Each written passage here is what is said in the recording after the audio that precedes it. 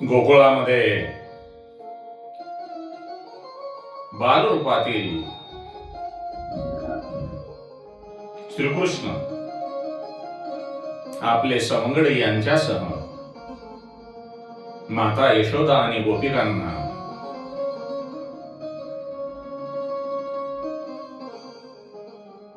दही दूध चोरून खाऊन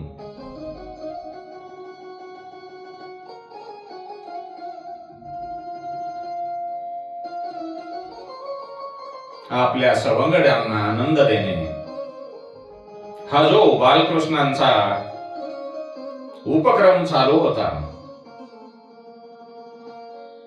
त्या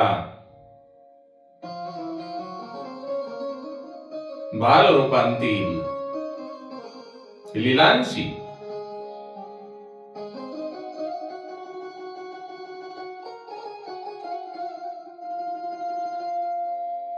तक्रार घेऊन ज्या वेळेला गोपी यशोदेकडे येत असत, परंतु त्या तक्रारीमध्ये वात्सल्य भाव आणि प्रेम होते. ते जे प्रेम वात्सल्य गोपीच्या मनाला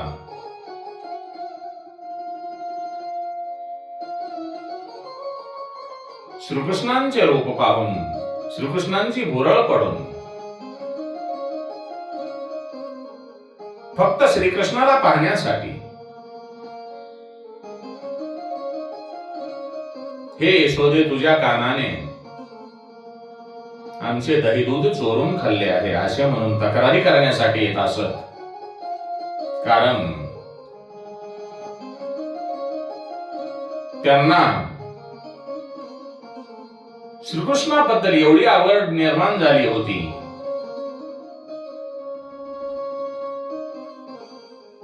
श्रीकृष्णावर एवढे प्रेम त्यांना झाले होते की कृष्णाशिवाय त्यांना काहीही दिसत नव्हते. तसे आपण एकरूप होऊन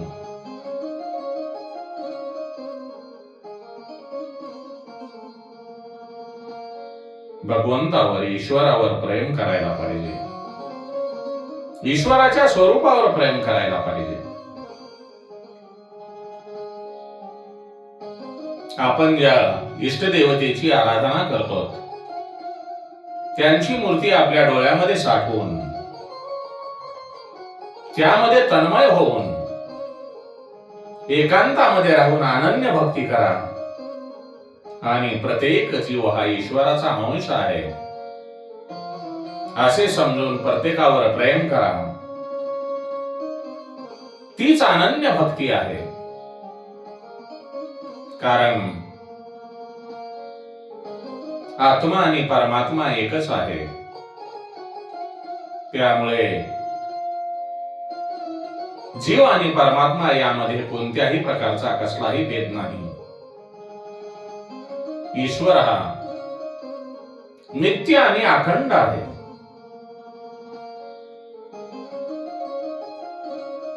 जोपर्यंत जीव, प्रत्येक मनुष्य मी आणि ईश्वर एकच आहे असे जोपर्यंत म्हणत नाही, तोपर्यंत जसा झोपेमध्ये असताना स्वप्नामध्ये तो काल्पनिक गोष्टी पाहत असतो आणि जागे झाल्यानंतर त्यांना ज्या वेळेला खोटे वाटते, त्याप्रमाणेच आपला जो जीव आहे मनुष्याचा, जोपर्यंत मायेने बांधलेला आहे, मायेतून जागा होत नाही, तोपर्यंत त्याला जग हे सत्य भासते आणि मी ईश्वराचा अंश आहे त्याच्या हे लक्षामध्ये येत नाही. त्याचप्रमाणे आत्म्याचे आहे, त्याला जीवात्म्याचे बंधन ठेवता येत नाही. कारण तो मुक्त असतो. त्याला कोणीही बांधलेले नाही. आत्मा हा मनाचा साक्षी आहे. आपण जे काही करतो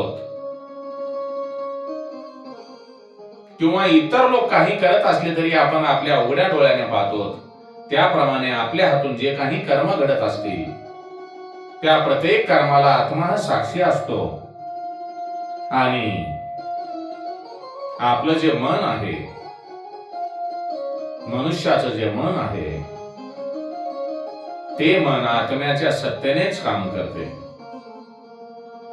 संत तुलसीदास उत्तम उदाहरण देतात. ते सांगतात, एकदा एक पारधी वानरांना पकडण्यासाठी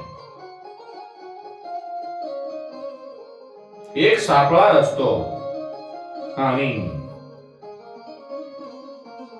त्या सापळ्यात वानरांना पकडण्यासाठी वानरांना आवडणारे चणे ठेवतो. वानर जेव्हा चणे घेण्यासाठी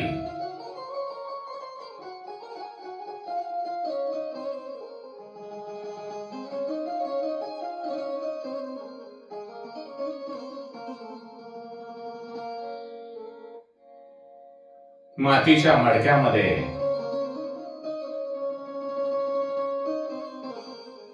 ज्यांचा जो वरचा गळा आहे तो हात जाण्यापुरताच आणि मूठ जर पकडली तर बाहेरनं निघण्यासारखा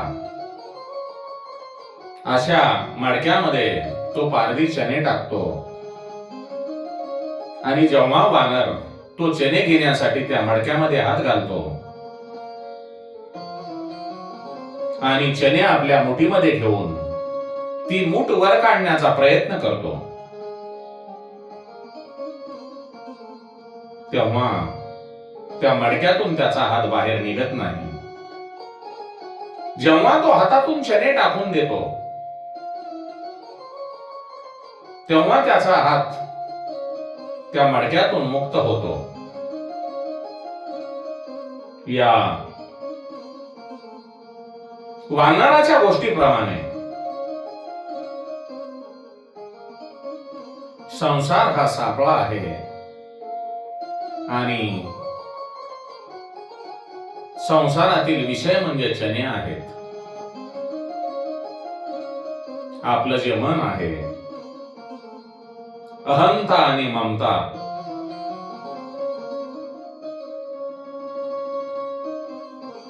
मोह आणि अभिमान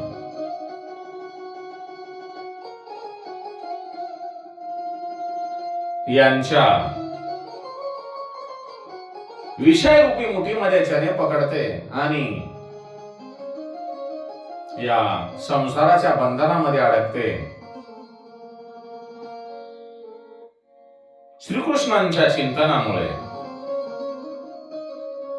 मनुष्याच्या मनाची अहंता आणि ममता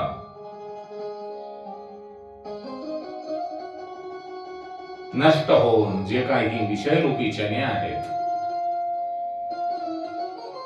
जे विषय रूपी चणे आहेत ते चणे टाकून देऊन जीवाला मुक्ती मिळते.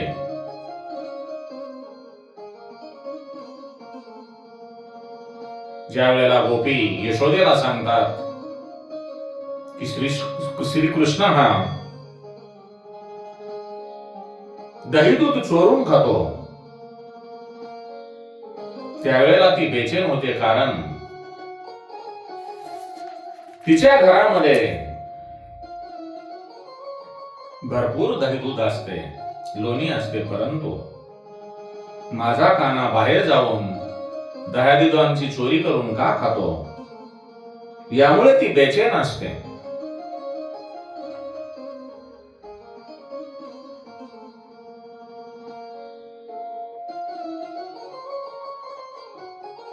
बाल रूपातील कृष्ण काना आपल्या आईला म्हणतो, ही आई मला भूक लागलेली आहे, आणि तिच्याकडे बघून काना रडू लागतो.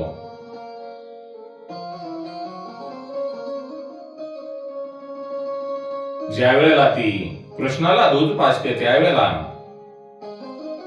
तिने चुलीवर ठेवलेले दूध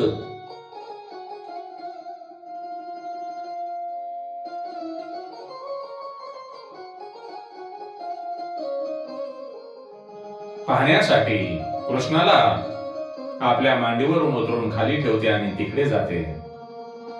तेव्हा श्रीकृष्णाला राग येतो आणि तो तेथे पडलेला दगड घेऊन घरातील दह्याचा घडा फोडतो. कानाने श्रीकृष्णाने आपल्या घरातील दही दूध लोणी खावे असा अट्टहास करणारी यशोदा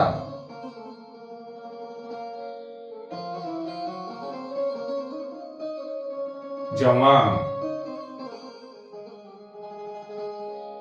श्रीकृष्णांना मांडीवर घेऊन दूध पाजते आणि दूध उतू जाते म्हणून त्याला बाजूला सारते, बाजूला करते.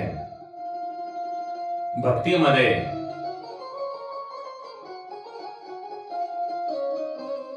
संसाराचे आणि व्यवहाराचे स्मरण येणे म्हणजेच दूध उतू जाणे होय.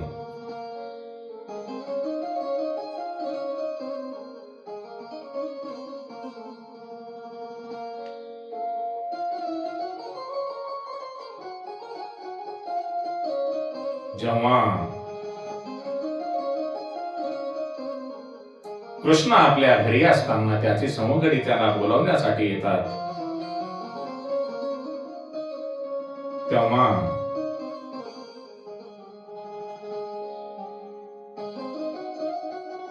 माझा काना आता तुमच्या बरोबर येणार नाही, त्याला मी बाहेर तुमच्या सोबत येऊ देणार नाही, कारण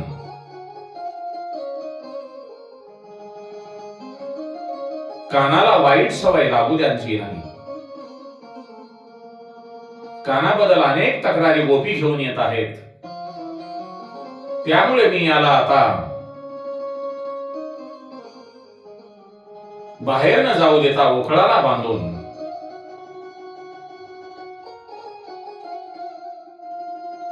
त्याला दोरीने बांधते. परंतु श्रीकृष्ण हे भगवंत आहेत, ते कोणाच्याने बांधले जाऊ शकत नाहीत.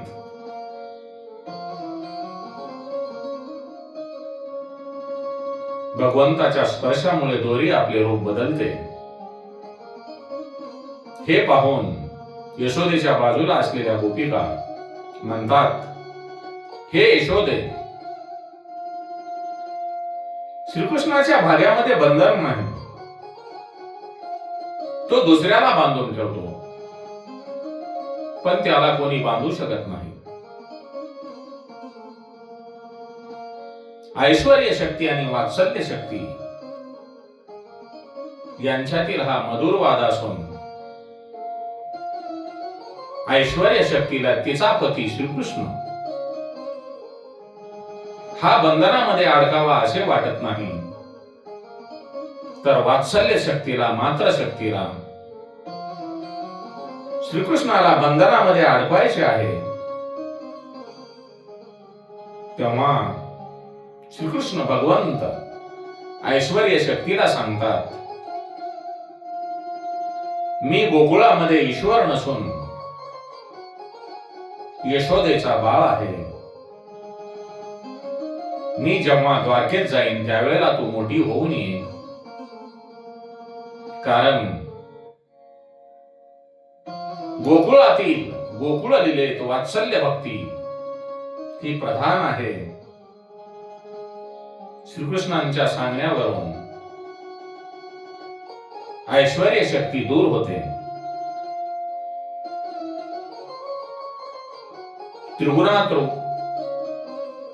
त्रिगुणात्मक जी दोरी आहे ती परमात्म्याला बांधू शकेल काय? नाही. भगवंताला जर आपणाला बांधून ठेवावयाचे असेल तर भगवंतावर प्रेम करा, भगवंताची भक्ती करा. भगवंत न बांधताही तुमच्या समोर स्वतःला बांधून घेतील. वात्सल्य भक्तीच्या प्रेमामुळे भगवंत स्वतः काना श्रीकृष्ण स्वतः दोरीने बांधून घेतात.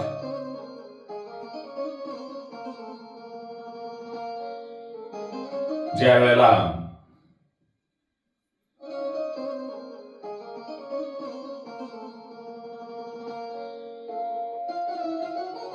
भगवंत आपण स्वतः आपल्या मातेच्या हाताने उकळाला बांधून घेतात आणि त्यांची आई यशोदा ही कामे करण्यासाठी निघून जाते, तेव्हा कृष्णाचे सवंगडी त्याचे भोवती गोळा होतात आणि त्याला म्हणतात, हे कान्हा, हे कृष्णा, तुला आमच्यासाठी तुझ्या आईने शिक्षा केलेली आहे. तेव्हा श्रीकृष्ण त्यांना सांगतो, तुम्ही त्याची चिंता करू नका. माझ्या आईने ज्या उकळाला बांधलेले आहे ते उकळ फक्त तुम्ही आडवे करा. त्याचा गाडा करत करत आपण अंगणामध्ये जाऊ. तेव्हा सवंगडी त्या उकळाला आडवे करतात आणि त्या उकळाला आडवे केल्यानंतर श्रीकृष्ण हे त्या उकळाला ओढत ओढत अंगणामध्ये, नंदबाबाच्या अंगणात जे 2 अर्जुन वृक्ष असतात तिथपर्यंत श्रीकृष्ण उकळाला ओढत आणतात. श्रीकृष्णाला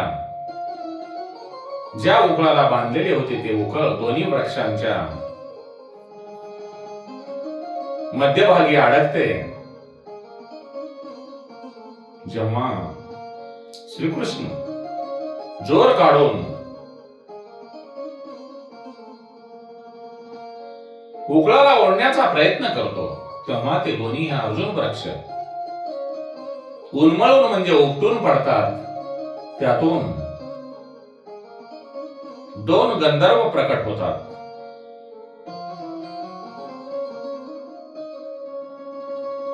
ते भगवंताची, श्रीकृष्णांची स्तुती करतात. ते 2 गंधर्व म्हणजे मणिग्रीव आणि नलकुबर नावाचे 2 गंधर्व असतात. नारद मुनींच्या शापामुळे त्यांना वृक्षाचा जन्म मिळालेला असतो आणि त्या 2 गंधर्वांची शापामधून मुक्ती होते. त्यांना शाप देण्याचे कारण म्हणजे दोन्हीही गंधर्व मदिरा पान करून अप्सरा बरोबर जलक्रीडा करत होते. देवर्षी नारद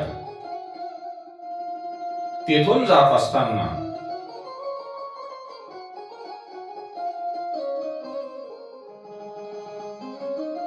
मणिग्रीवानी नलकुबेर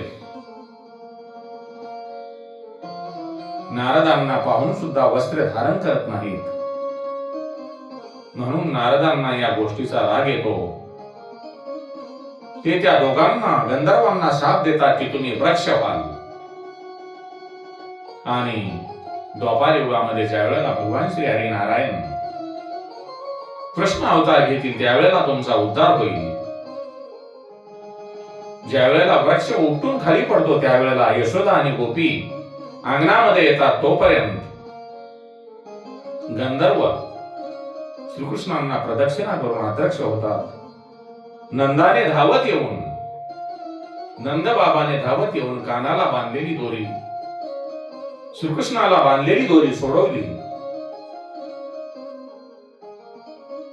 पण हे जे वृक्ष आहेत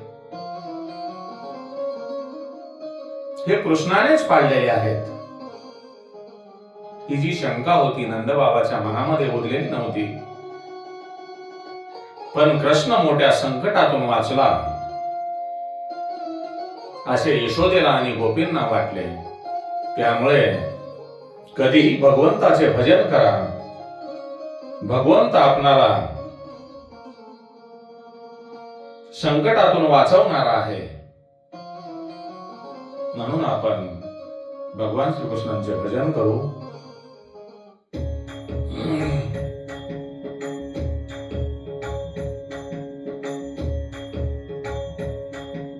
श्री कृष्ण गोविंद हरे मुरारे नाथ नारायण वासुदेवाय.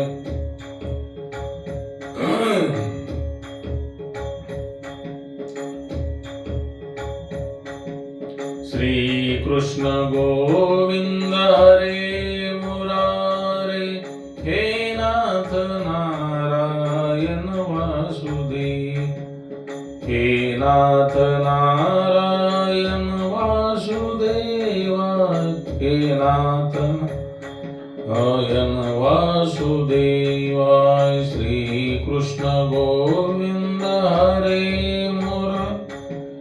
हे नाथ नारायण वासुदेवाय. हरे कृष्ण हरे कृष्ण हरे कृष्ण हरे कृष्ण हरे कृष्ण हरे कृष्ण हरे कृष्ण हरे कृष्ण हरे कृष्ण हरे कृष्ण हरे कृष्ण हरे कृष्ण हरे कृष्ण हरे कृष्ण. हरे राम राम राम हरे हरे. हरे कृष्ण कृष्ण कृष्ण हरे हरे. हरे राम राम राम हरे हरे. हरे कृष्ण कृष्ण कृष्ण हरे हरे.